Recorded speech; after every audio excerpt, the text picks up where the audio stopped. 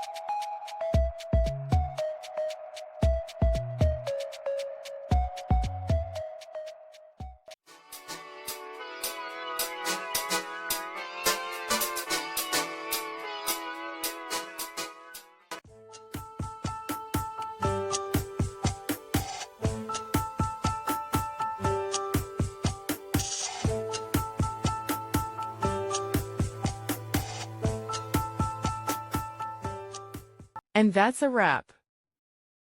I hope you found the answer you were looking for. If you did, take a second to hit that subscribe button. It really helps out. And let me know in the comments which solution worked best for you. See you next time in the debug zone.